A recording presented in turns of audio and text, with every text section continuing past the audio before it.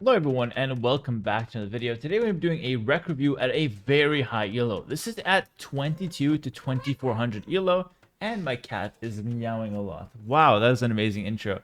So Wade sent in this rec and actually she's a top player from Hong Kong as I know it, and she just hit 2300 before I did this rec review. So she is now on the way up and she is committed to getting towards the top.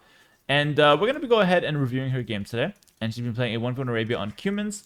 And she's gonna, with Cumans, sorry. And she's going to be up against Blackheart, who is playing in blue as the Spanish. So Spanish versus Cumans on Arabia.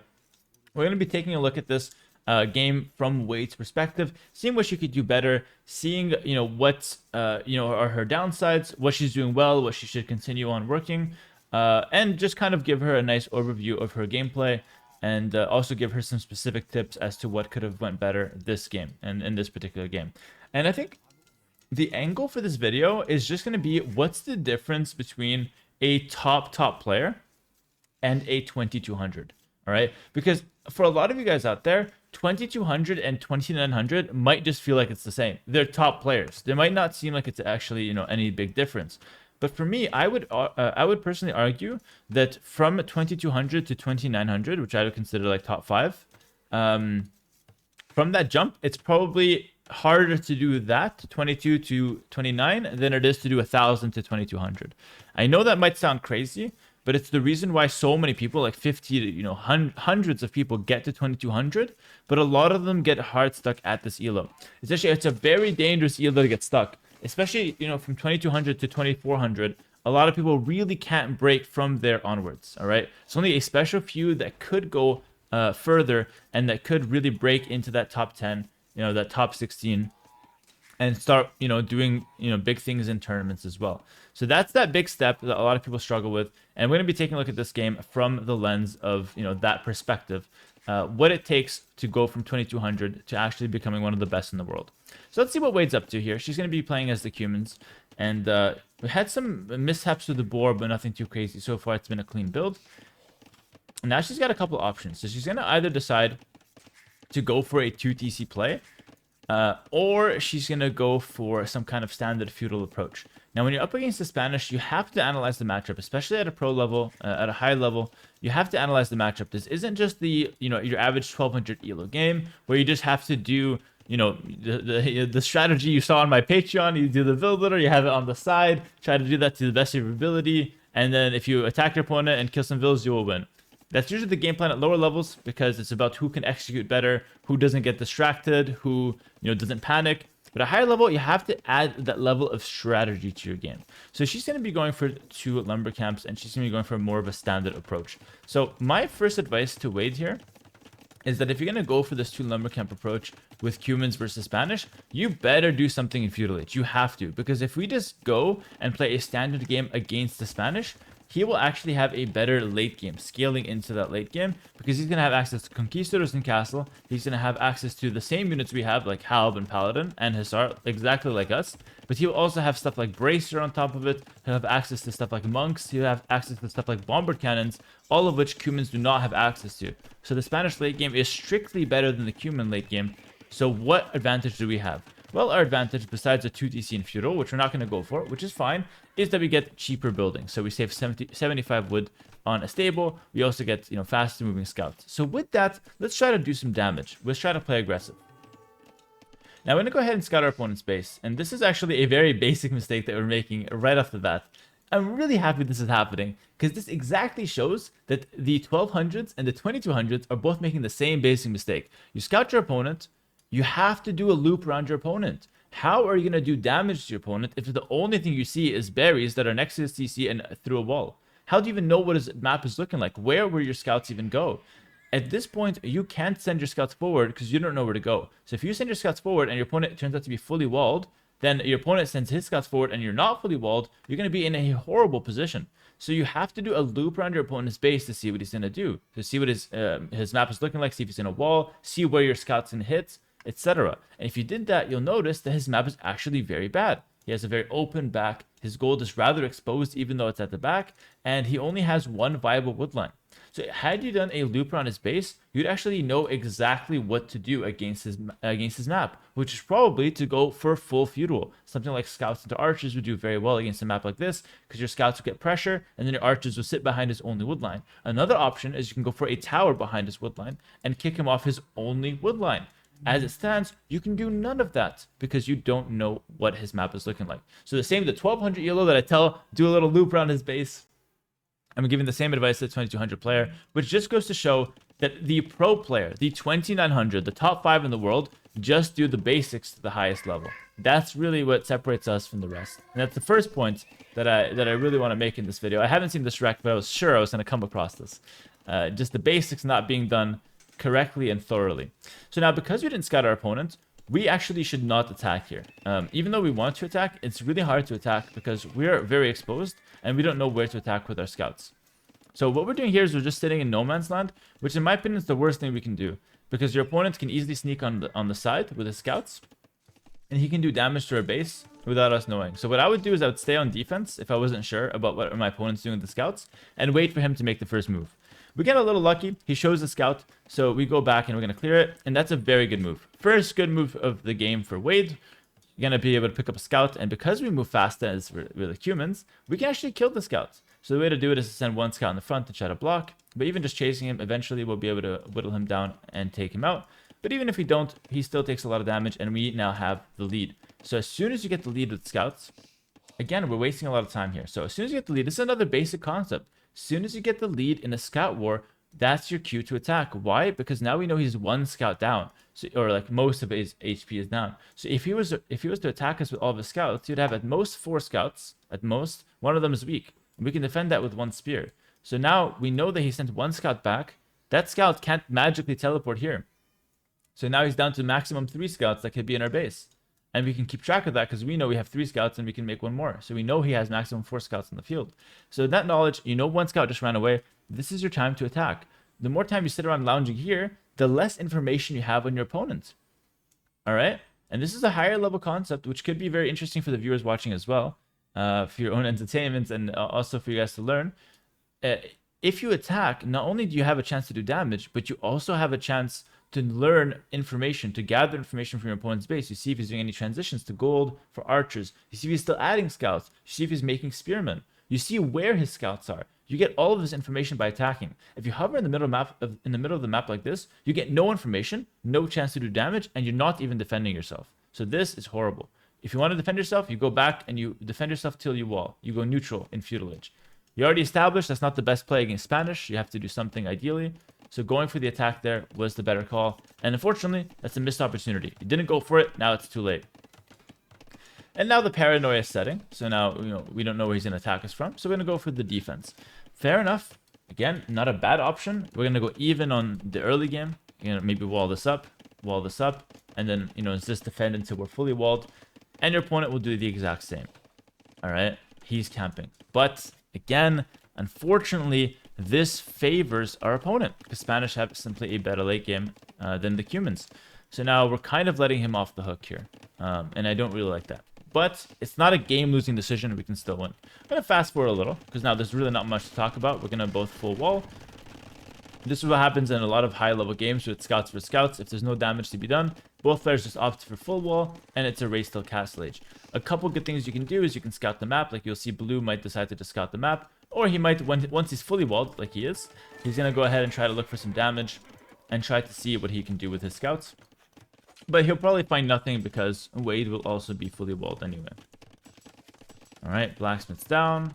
Spearman is here and just kind of defending.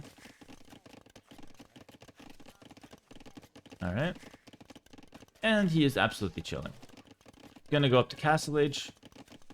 And yeah, this is fine. This is actually good. So we're gonna go up to Castle Age. We're gonna be first, going for ranges. If you're watching this and you're a bit of a, more of a casual viewer, you might not know why these ranges are for. You might think maybe it's a crossbow switch. This is actually a cavalry archer switch. It's a very popular unit nowadays in the meta.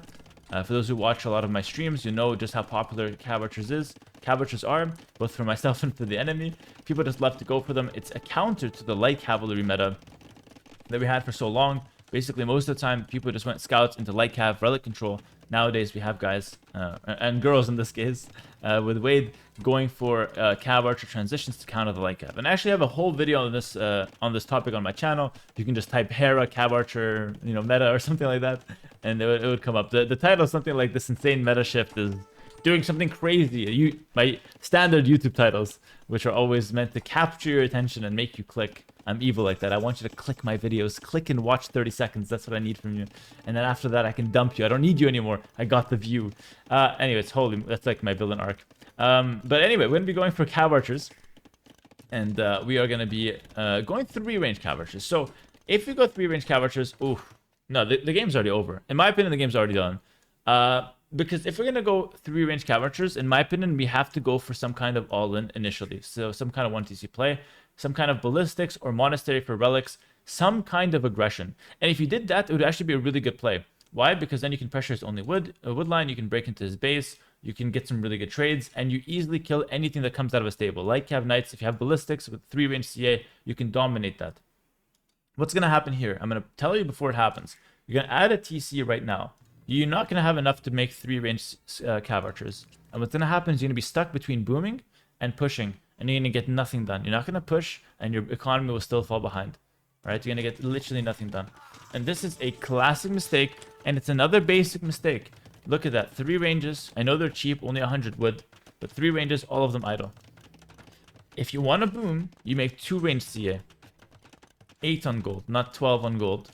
Because now, we have 12 on gold. We have a nice amount of gold. But our wood will suffer so much. Because what happens is, if you make another TC, you now have to make farms to sustain 2 TC production. And the farms will cost wood. The TC itself costs wood. So now, we're not going to be able to actually produce long-term from 3 ranges.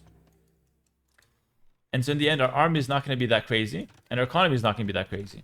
If we just went 2 ranges, we'd have a decent army, like you'd have now. And you'd have a good economy. And that's a fine way to approach it.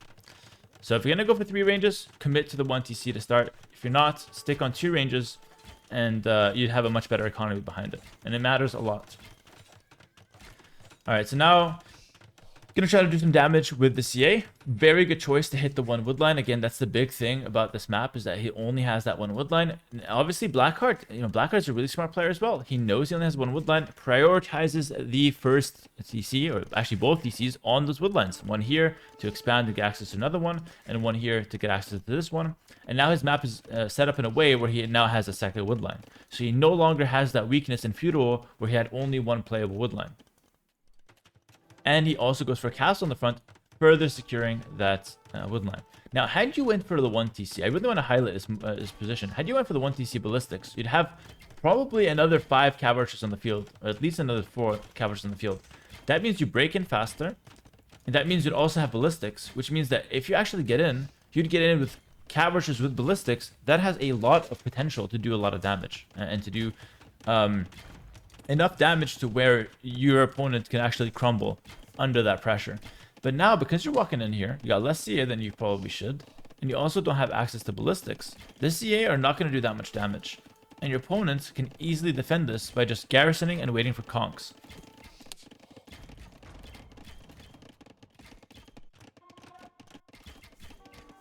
Another big factor is that without ballistics, and you can see, she knows how important ballistics is. Like, I'm not speaking a different language here. She knows she wants ballistics. She can't afford it till now. And now she wants to go for ballistics just to cut CA production. So you see how, because she went for the economy, which is now the 3 TC, to try to keep up with the economy of her opponent, she's going to have a much weaker army. And in my opinion, she's going to let her opponent off the hook. And again, had she just went for the economy approach and just stuck on 2 ranges, not try to overclock her production, she would probably have somewhat of a vill lead at this point. Why? Because she hit castage a bit faster, she can get the TCs a bit faster, your opponent's going for the castle, so you have, less pressure, but you'd have like a 5 villager lead, which is fair. We can try to win off a 5 vill lead. But now we don't really have a 5 vill lead, and our opponent didn't really take that much damage. We're kind of in a limbo, and it's kind of what I want to try to get you out of. Opponent's now defending with conks. Again, he's only able to defend because we don't have ballistics early, because we didn't have the numbers that we needed to make sure we're doing big damage here. So you see how it snowballs. you know, we had the chance to get in here and do game-ending damage. Now, because we didn't go for the 1TC approach, our opponent now gets away with us not doing that crazy amount of damage, and he'll be able to defend, and now we'll have to deal with conks, and now we'll probably be on defense. Going back in was a weird decision there. We saw he had more army, so he's going to actually clear us up. And that's a pretty bad position for us now, because now we lost a lot of our CA numbers, and conks are starting to get messed up. I will say, though, it's not all negative. Wade, you did a really good job keeping the pressure on your opponent. I like that. In fact, had you backed up with this group of archers and just ran away and then attacked with this group, and then once you draw his conk numbers back, then you attack again from this side and try to harass the gold, that would have been perfect. All right, so actually wasting that group of cav archers was not the right call. Should have kept them and kept attacking on both sides. That would have been fantastic for you. All right, now Blackheart's going to go for a 4th town center, all right? And Wade has no idea about this, so we're not going to expect her to react accordingly. But what this means is that Blackheart will not be anywhere close to Imperial Age in the next 10 minutes. He's going to be going for what we call a full castle age, or an all-in castle age, where he's going to try to get a large villa count with the 4 TCs. And he's going to be going with a lot of his conquistadors to try to, you know, buy time in Castle Age, try to fight a lot in Castle Age, and then hope that the large amount of villas he can amass will win him the game. Our play against that, we don't know he's on 4TC. Oh, no, we do now. Fantastic. Our play against that is usually to either match it and go for the same kind of style, where we go for like an all-in Castle Age, a lot of army, and a push, or it's to go for a faster imp and try to catch him on that faster imp. If you go for the siege push and go for the elite scrim transition, I assume we're going to be matching him on that all-in Castle Age for now, which is one of the fair approaches, one of the good approaches. So, I like it. Let's see what we can do. Wade's going to go for the elite scrim transition. A very good choice. Good unit against Conquistador. And we're landing on a very classic composition, CA Skirm. Very hard to deal with this, because Conk Knight would actually lose to this, because you can't really engage them. The CA just kites the Knights, the Skirms keeps the Conks at bay, and it's actually really hard to fight this composition. So you'd only really be able to deal with it in late Castle Age, when you can really spam light cav and just like run at them, or if you just go for like mass scorpions at home, or some siege, like mangonels, for example. It looks like Blackheart's going to go for the mangonel option. Let's see what Wade's able to do here. With the CA, with the scrims, micro's fantastic. Really, Wade, doing a great job with the micro. You're taking fights correctly, which I really appreciate. Like, yeah, skirms hitting the conks. CA, you're keeping good track of them. And behind this, also producing villas. This is very impressive, Wade. I really like this. Mechanics are solid. It's probably your decision-making holding you back. Also on 4 TCs, yeah, actually good decision there. Matching his all-in castle with her own all-in castle age, which is the perfect choice. And now, it's a battle for map control. I have a video about this on Patreon, one of my best videos ever created, actually, where it talks about how to actually close out games and how to not throw them. And it's a lot about this this point in time, this moment here, where both players want to fight a lot for the map control, because Wade is actually threatening forward castle. All right, Wade is threatening that if she wins the map, she can come and drop a forward castle here and push Blackheart off this gold and start trebbing his castle with a faster imp. That's what she's threatening. Blackheart, because of that, has two choices. You either win the map control, and get your own castle. There you go, he wants it. Or you go up to imp fast, so you don't have to worry about the forward castle and then getting trebbed down. He's going to go for the castle in the front here, try to secure this position. He knows how fragile it is. And now, Wade has a very nice punish to this.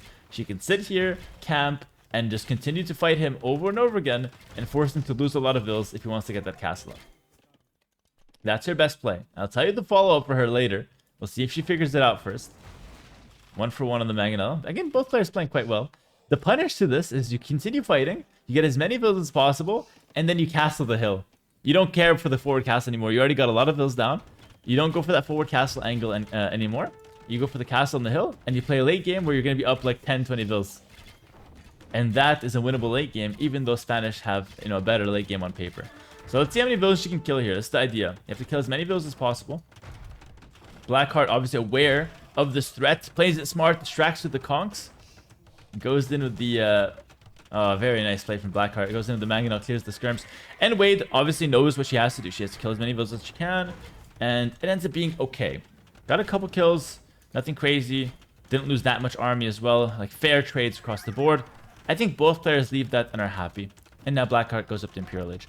So now we don't have that 20 vil lead. We didn't kill that many vils, but we have Imperial Age. From this position, Wade, you absolutely, first of all, insane scouting with the auto scout there. She sees 100% of the map, literally.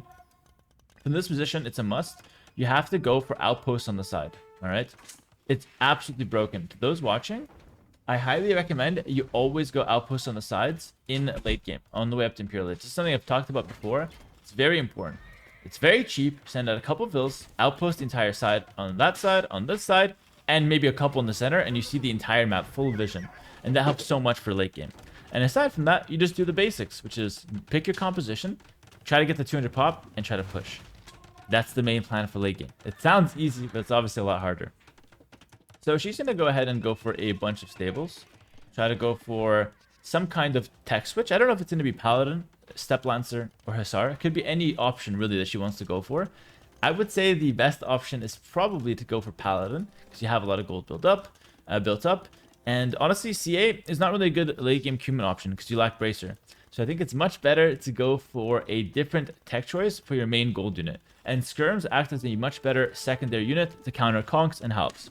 So that is how you can pick your composition in late game, just by thinking about it logically. Can't really play CA too effectively, so let's think of another gold unit.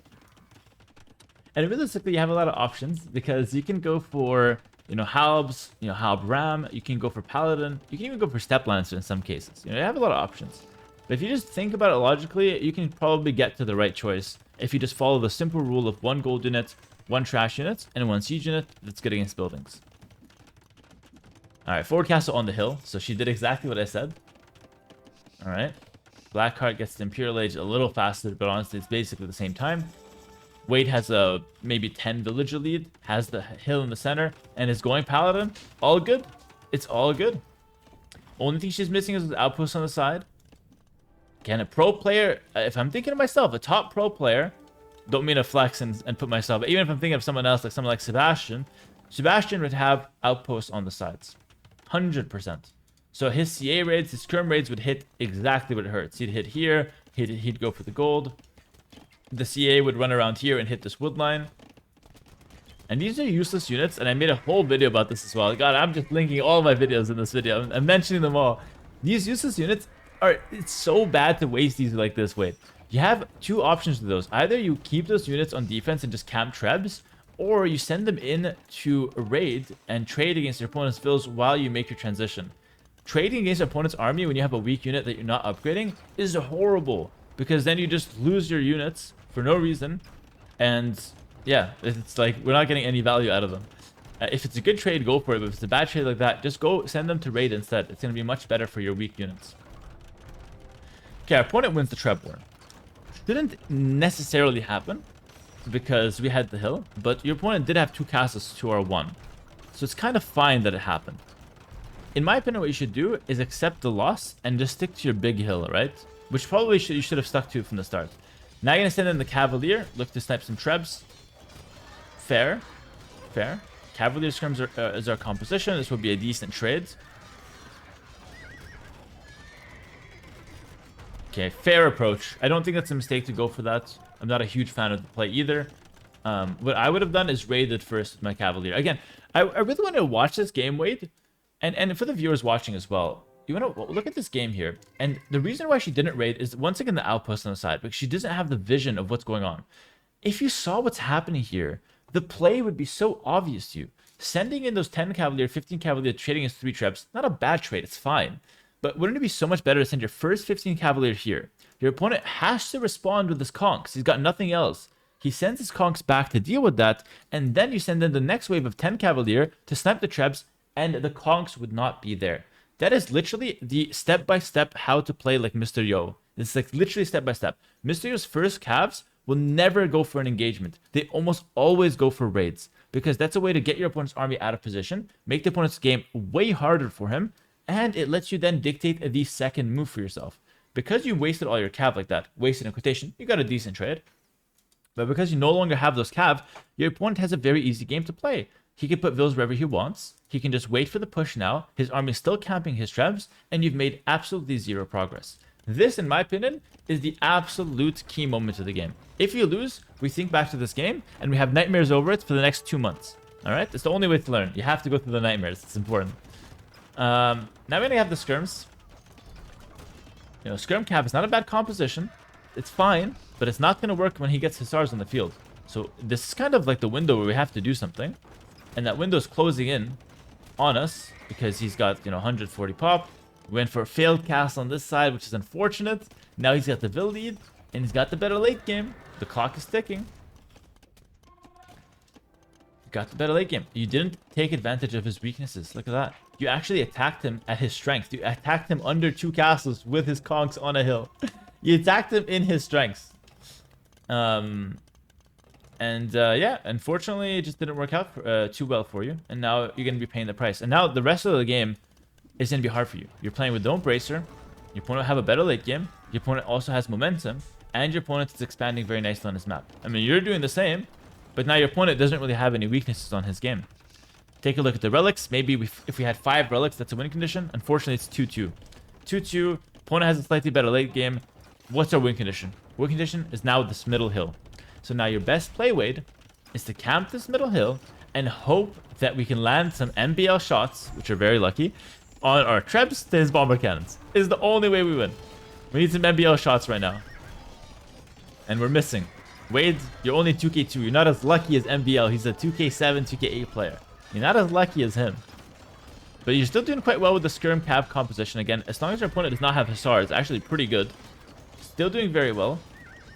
But now you're on a timer. Without bombard cannon, you can't push very easily. So you have to go very quickly with this push now.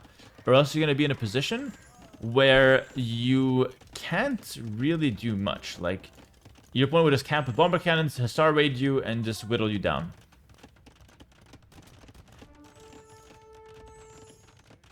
So it's kind of a now or never situation. Let's see what you can do. You're going to switch to some light cav. We don't have that much gold. Ooh, taking a huge shot by the cannons. I guess it happens. I guess it happens. That's a huge mistake, though. We're on a timer, and that happens. And also, your opponent is kind of... In some ways, he kind of got really lucky that you didn't raid him, because he's not really playing that well. Like, in some ways... Okay, nice, good cannon shot there. The MBL shot. He's not really playing that well in some ways. Like, he's not expanding here correctly. No castles, no walls. Yeah, there we go. Finally, a punish here. Although, smart play from him. He got Supremacy.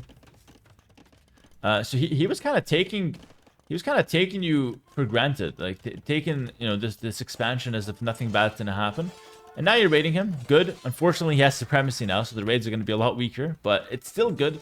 Gonna make the opponent's game harder. Gonna snipe some vills, hopefully. And then once he's distracted with that, we can go for a push in the center. That's like the main game plan. But look at the cannons.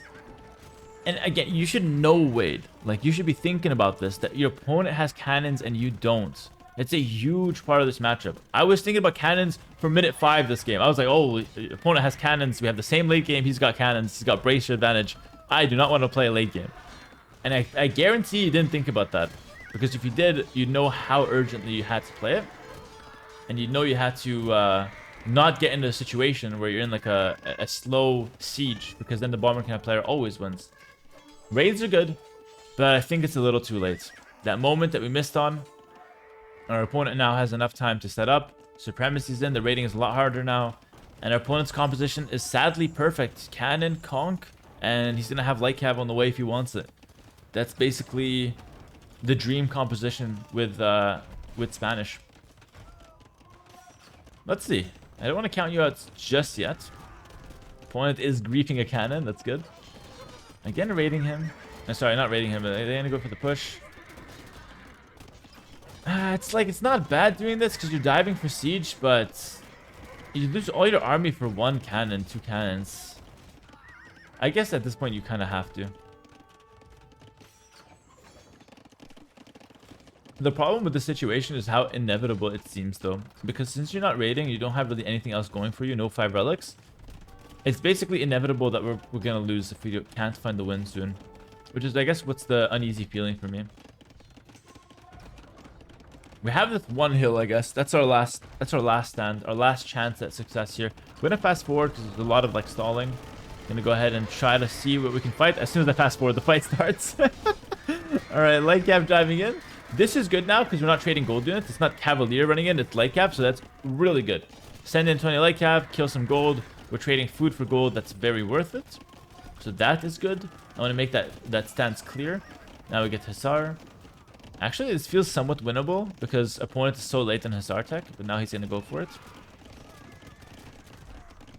So again, your composition was perfect. If you missed any angle, it's like you just missed that raiding angle in early game. It's such an important one. Would have been a perfect punish to your opponent. And honestly, had you done that, it would be the same situation where you'd still be in this position where you have to siege, but you'd have the momentum. Because your opponent would have like a lot less villas. He wouldn't have this clean expansion. As soon as you start raiding him, the raids will basically just never stop. They keep mounting. So you'd have a lot of momentum and you'd be able to actually be on the push here. So you'd be in the same position, but your opponent does not have clean expansion and your opponent does not have the push himself. You would be the guy pushing him. Okay, now we're going to enter into a late game. It's pretty decent where we can win still. Even though we have a slightly worse late game, we can still win.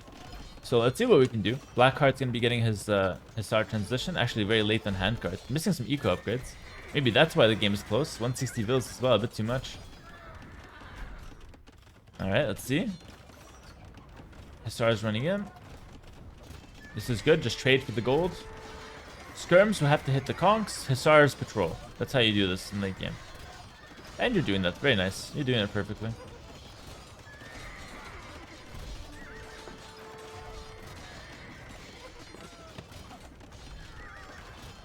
Now, once the light cap comes in, it's going to be very hard. So this might be our last chance, actually, to win the game. Right before his Hussar tech can come in. Opponent is struggling. Look at that. As soon as you put the pressure, look at that. 40 idle vills. As soon as there's a little bit of pressure, mistakes come out, guys. Even the best players, the 2k4s, if the pressure's there, they will make mistakes. Villages, extremely smart play from Blackheart. Very good play, my friend. Sending in the vills. That's amazing. Actually, really well done there. That's such a smart one. Now I kind of hope he wins. Sorry, Wade. That's such a good play. So many people would sleep on Supremacy vills, but they're so insane. And he's going to get a lot of value out of that. A lot of value. And so now your opponent gets to the late game where he's got light cap, conk. He doesn't have full upgrades, so you still have a chance. He's missing 4 attack upgrades and Hussar attack. So we still have a chance here. It's all around this castle. And I would actually argue that Blackheart being a bit stubborn and just trying to siege the castle on the hill is the reason why he's in this position. Had he just backed up, given this hill, given this ground, and just looked to secure the sides a bit more, like expand on this side, maybe another castle here, more farms, I think he would have a much easier time winning. But still, because he's got that conk, that backline gold units, really hard for you to deal with it efficiently. And so this late game will be really hard. This is exactly what I was talking about. You even got lucky that your opponent didn't get to fully upgrade Hussar in time. Like, he was really late to it. So it felt like you had a chance there. But the closer he gets to fully upgrade Hussar, the more futile it is for you. Because his conks will basically never die. They always get value from the backline. They snipe, heavy cav easily. The Supremacy vills even go in and channel respond with murder holes. Good one. So yeah, the conks will kill everything from the backline. They'll never die. Because now you have the meat shield. Before they were dying because there's no meat shield. Now there's meat shield, so they will never die. And your Hussar and his Hussar are the same. So you both run 100 Hussar at each other. They neutralize. But he's got 20 conks behind. So his 20 conks are better than your skirms. And you end up losing. And that's exactly what happened. Wade, very good gameplay overall. Like, you have some really good mechanics. You have good potential. You're a smart player, making really good decisions. You're also playing correctly, like expanding on the outsides, getting to 200 pop fast, making the right units. A lot of good things going on, and I want to highlight those first. And where you're lacking is really just the simple, basic things that you probably know, but you're just not doing them consistently in games. And I'm sure if you send me another 2 games, I'd find these basic mistakes sprinkled around in your gameplay. Because at the end of the day, the true difference between a 2900 player, which is the top 5 in the world, and a 2200 player, or 2300 player, which is basically top 100, top 150, top 100. The difference between that is that the top 5 in the world are doing the basics at the highest level. They're not lacking in the basics. That's why when they do a cool play and they get some nice advantage with a nice micro moment, it shines. Because then they get a nice advantage and everything else in their game is perfect. I can go find you a clip of a 1400 player destroying a micro fight and just like literally shining like an absolute diamond with the micro, doing crazy work. But then their economy is in an absolute mess. And after they get that nice micro moment, they talk about, you know, they post a clip on Reddit. They don't push, they don't follow up because the rest of their game is not perfected. So they get the same nice moment, the same highlight that I post on YouTube Shorts and get 100,000 views. They post it on Reddit, all right? And they don't even post the whole game. They post just the clip because the rest of the game is not as clean. And I don't know where I went with the analogy, by the way. The analogy completely fell flat. But the point is, if the rest of your game is not clean and you get those nice hype moments, they're not going to feel as impactful. But if the rest of your game, the basics are absolutely clean, then you get that nice, you know, good micro moment, that nice, you know, strategic, smart moment, and it wins you the game. And that's the idea. So focus up on all the basics. Don't sleep on the outposts on the side.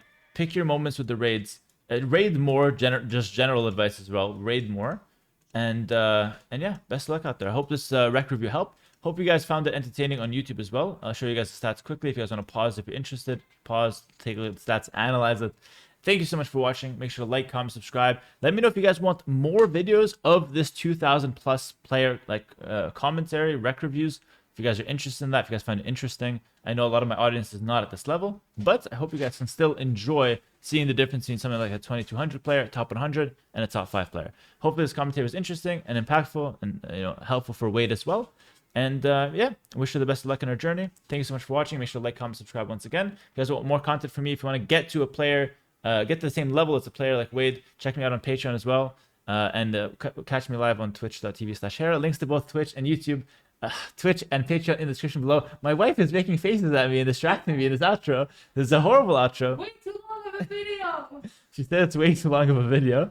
It's 36 minutes. It's completely fine. Like the video. Prove her wrong. Make sure it's a good video. And yeah, check me out on those links in the description. And that's it. It's too long of an outro. Peace, peace, peace, peace.